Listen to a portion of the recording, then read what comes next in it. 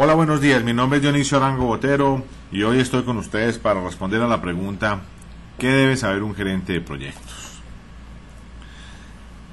Y es que las áreas de conocimiento que sugiere el PMI son 10, es decir, los temas que debe conocer un gerente de proyectos. Y empecemos con la integración, después con el alcance, con el tiempo, debe saber de programación de tiempos, de costos, por supuesto, de calidad, de recurso humano, de comunicaciones, porque finalmente un gerente de proyectos pasa el 90% del tiempo comunicándose, de riesgos, de adquisiciones y de responsabilidad profesional y ética.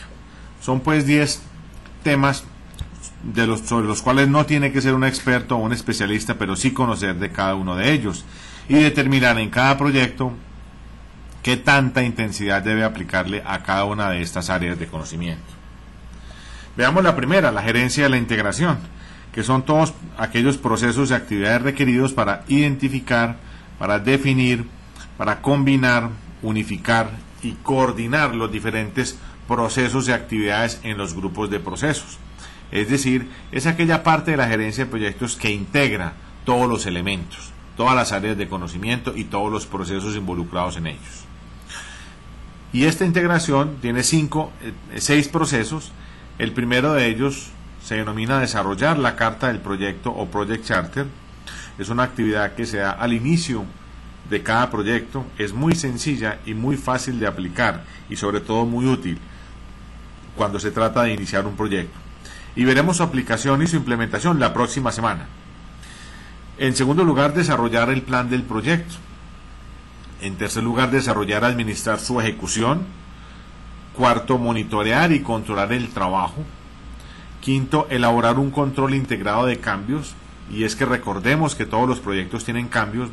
De hecho, no se conoce evidencia de proyectos que no hayan tenido cambios. Son muy pocas las evidencias que existen de este tipo de proyectos.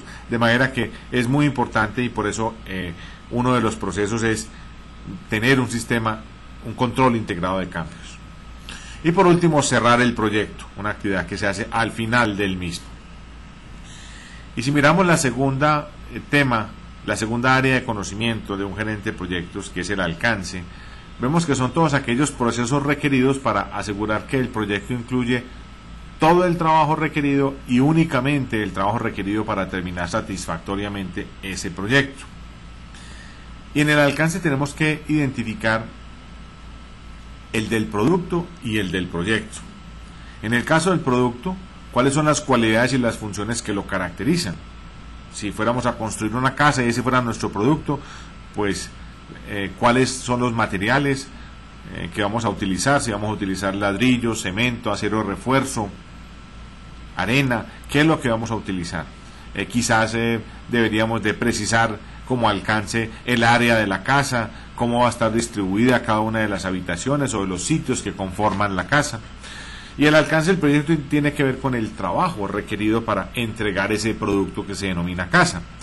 Estamos hablando del flujo de caja, de la programación de tiempos, del presupuesto, del plan del proyecto, del plan de comunicaciones que tenemos, del sistema de control de cambios, de la carta del proyecto que recién revisamos hace un momento, en fin, de todas aquellas cosas que hacen parte integral del proyecto y que ayudan a elaborar el producto del mismo.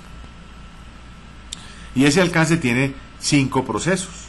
En primer lugar, la recopilación de todos los requerimientos que tiene ese producto. En segundo lugar, la definición del alcance. Es necesario definirlo muy claramente, lo más preciso posible el alcance. En tercer lugar, crear la estructura desglosada de trabajo, que es una herramienta supremamente sencilla de desarrollar, de utilizar y sobre todo de implementar en los proyectos y que nos permite tener en un solo mapa global todas las actividades y todo el alcance relacionado en el proyecto, al punto que lo que no esté en esta estructura desglosada de trabajo es porque no forma parte del alcance del trabajo. En cuarto lugar está la verificación del alcance y en quinto lugar el control de cambios del alcance, porque recordemos pues que que los cambios siempre están presentes en los proyectos, y debemos entonces tener un proceso que nos permita atender esa circunstancia. La integración con 6 procesos y el alcance con 5, y si le agregamos todos los procesos de las restantes 8 áreas, encontraremos que son 42 los procesos en los que interviene un gerente de proyectos, y son las áreas de conocimiento que debe tener en cuenta. Y cuando hablemos de procesos, nos debemos referir a un conjunto de acciones que arrojan un resultado. Y esos procesos en gerencia de proyectos están orientados en 2 sentidos. El primero de ellos a la administración propiamente dicha del proyecto, y el segundo orientados al producto del proyecto, como lo mencionábamos hace un momento. Y todos esos procesos que están involucrados en las 10 áreas de conocimiento están integrados en 5 grupos de procesos que forman la gerencia de proyectos: los procesos de iniciación, los de planeación, los de ejecución, aquellos de control y finalmente los de cierre. Y fíjense cómo la planeación, la ejecución y el control interactúan permanentemente, y al final entonces se termina con el cierre. Y es que esos grupos de procesos, los 5 grupos de procesos, pueden también ser utilizados en cada una de las etapas que conforman el proyecto, de tal manera que yo puedo tener una etapa de diseño, una etapa de ejecución e inclusive una etapa de operación y puesta en marcha, y en cada una de ellas tener los 5 grupos de procesos incorporados, de tal suerte que yo termino con la etapa de diseño, con el cierre de la etapa de diseño, e inicio la etapa de ejecución con los procesos de iniciación de esa ejecución. Y de hecho podría tener inclusive 2 empresas diferentes, una desarrollando la etapa de diseño y otra desarrollando la ejecución del producto de ese diseño.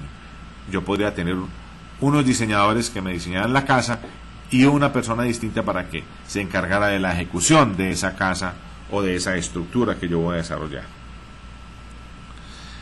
Y si miramos los procesos en el tiempo, encontramos que efectivamente empezamos el proyecto con los procesos de iniciación y lo terminamos con los procesos de cierre. Y en la mitad encontramos los de planeación, los de ejecución y los de control. Y veamos un par de características interesantes de esta gráfica. En primer lugar, que el control inicia y termina con el proyecto, permanece durante todo el tiempo y durante todo el ciclo de vida del proyecto. La planeación, por su parte, permanece durante la mayoría del tiempo de ejecución, que es la curva roja que ustedes ven en la pantalla. Y fíjense cómo, iniciada la planeación, al poco tiempo inicia la ejecución, y son 2 actividades que permanecen buena parte del tiempo, hasta que finalmente termina la planeación y nos queda todavía algo de ejecución. Y aquí debo mencionar que no es del todo cierto cuando se menciona que un proyecto primero se planea y luego se ejecuta. Realmente se planea y se ejecuta de manera simultánea durante la mayor parte del tiempo, hasta que en la fase final, en la etapa final del proyecto, ya solamente se ejecuta. Y los procesos de cierre, deseo resaltar la característica que tiene el hecho que son actividades que deben iniciarse antes de que la ejecución termine, de tal forma que podamos desarrollarla de la mejor manera posible, lo más eficiente posible, utilizando o apoyándonos en el equipo de trabajo que desarrolló los procesos de planeación y de ejecución. No tiene mucho sentido y es mucho más costoso para un proyecto y para una organización iniciar el proceso de cierre cuando se termina la ejecución. Bien, esa pues es mi respuesta a qué debe saber un gerente de proyectos. Si quieres saber qué es gerencia de proyectos, ingresa a nuestra página www.gerenciaproyectos.com y allí encontrarás una ilustración sobre el particular.